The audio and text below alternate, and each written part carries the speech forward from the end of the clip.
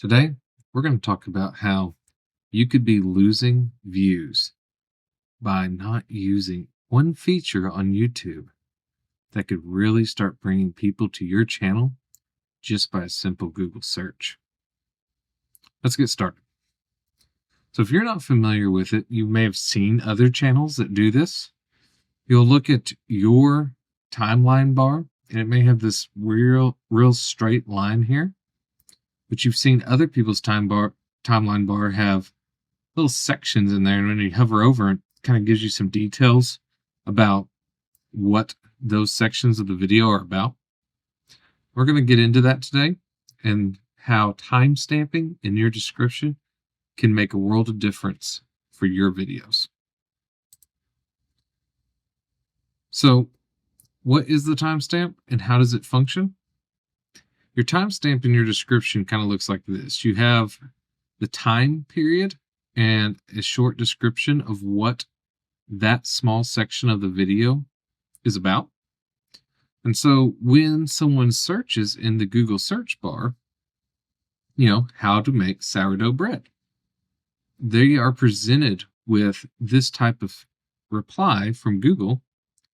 Your video, which is highlighted with the link here, but then each of the timestamps showing them each step of the process that you've created in your video description. And whenever they click on these, so if they've already completed this part, they want to jump straight to this, when they click it, it literally starts the video off at 2 minutes and 30 seconds for them. Now, if you don't have this feature, it just looks like this if your video is even recommended. Since Google is really trying to push people to use the timestamp feature, they're really recommending videos that have this. But if your video comes up, it would look more like this if you don't utilize that feature. And that would cause someone to click on it and they have to watch the entire video to try to find the information they're looking for. But these key moments, having them show up with the timestamps allows them to find exactly what portion of the video they're looking for. And this works in all kinds of other applications. Like you can see here, same thing, how to fix a toilet, different steps.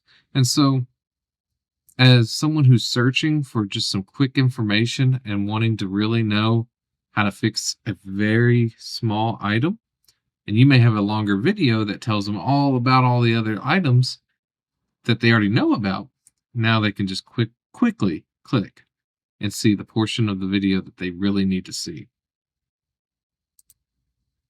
So what does this do for your video? When you don't have timestamps and someone's in a hurry, they're trying to fix a leaky valve or something on their vehicle and they've got to get to work the next day, or maybe their toilet's leaking, and they are trying to find the information they need to answer the question they have at the moment.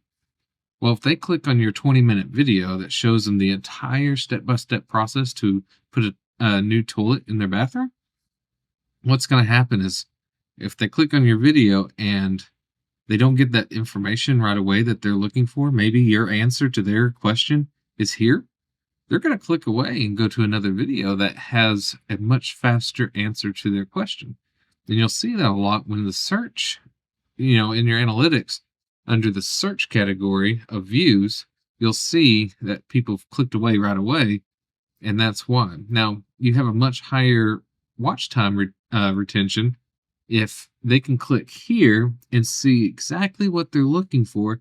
And a lot of times they happen to finish out the video because they want to hear the rest of what's going on because they've been intrigued and learned.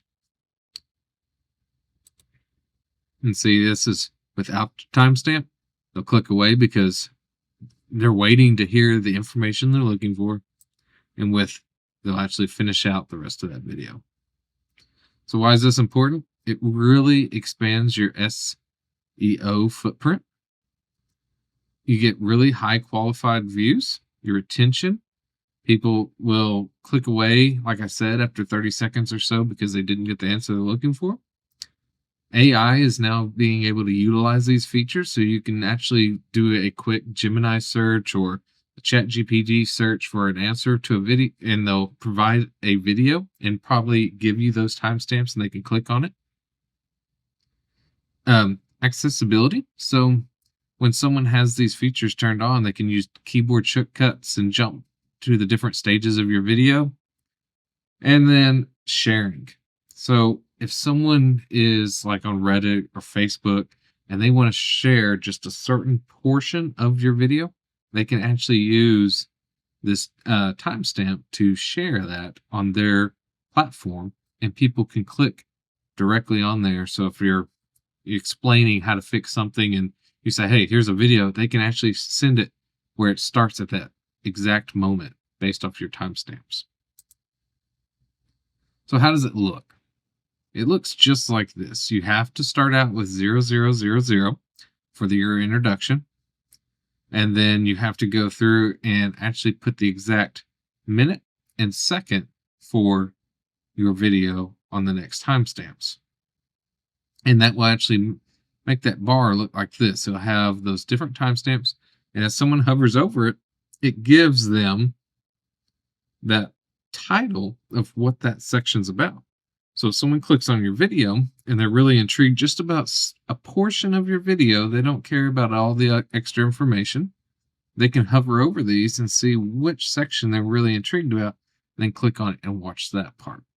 Which instead they would have just been starting to watch, realized it wasn't giving them the exact answer they clicked on your video for, and they would have clicked off and probably went to another video.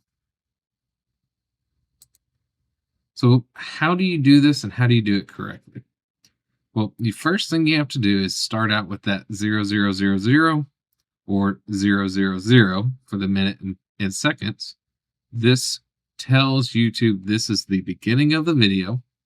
And if you don't do that, it won't function properly. Then you have to at least have 3 timestamps in chronological order, meaning that, step 1, or this is happening first, this is happening next, this is happening next. Make sure that you list them out in the right order. And then each chapter must be at least 10 seconds long.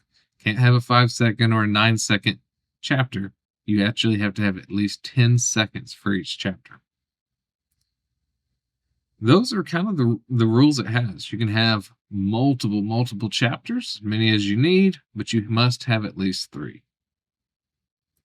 I hope this information helps you. Let me know in the comments below if you've already started using chapters or if you've never used them before. And if you have questions, feel free to ask me in the comments. I'll see you guys in the next one.